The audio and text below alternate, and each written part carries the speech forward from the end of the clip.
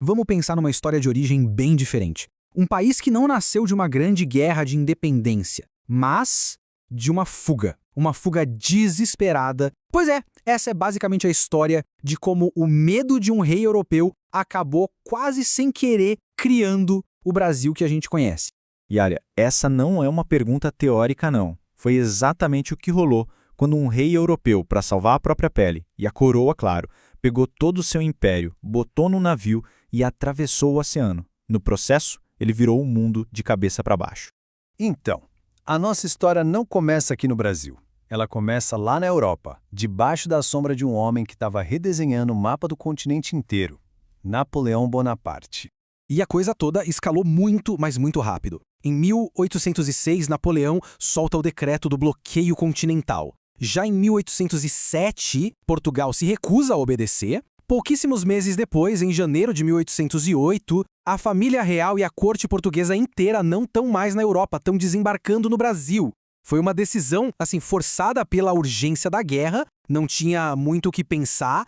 Esse tal de bloqueio continental colocou o príncipe regente de Portugal, Dom João, numa verdadeira sinuca de bico. De um lado, a Inglaterra, sua aliada de séculos, a maior potência naval do mundo. Do outro, o exército avassalador de Napoleão, que estava passando por cima de todo mundo na Europa. A escolha era simples e ao mesmo tempo impossível.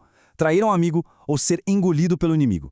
Só que Dom João escolheu uma terceira via. Uma solução tão maluca que parecia a coisa de ficção.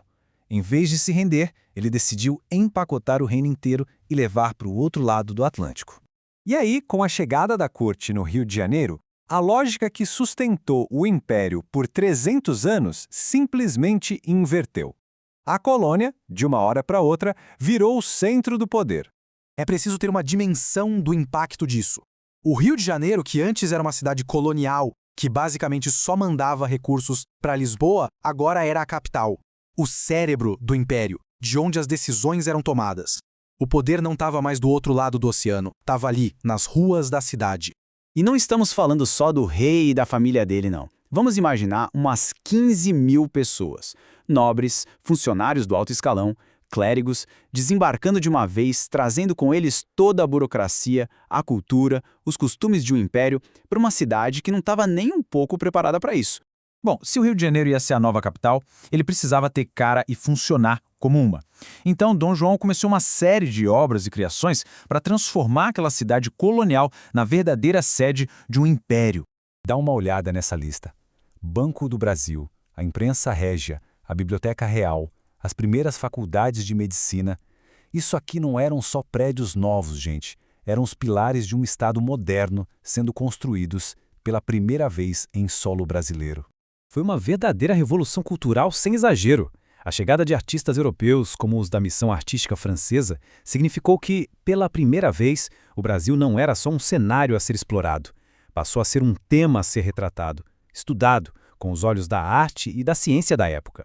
Mas é claro que toda essa transformação gigantesca tinha um preço. E olha, nem todo mundo estava afim de pagar.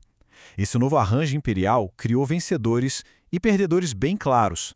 O fim do monopólio comercial com Portugal foi talvez o passo mais importante para a autonomia econômica do Brasil. O problema é que essa liberdade não veio de graça, e o preço foi pago em favor de uma nação bem específica. A Inglaterra, que garantiu a segurança da viagem da corte, veio cobrar a fatura. Os produtos ingleses entravam no Brasil pagando muito menos imposto que os de outros países. O resultado?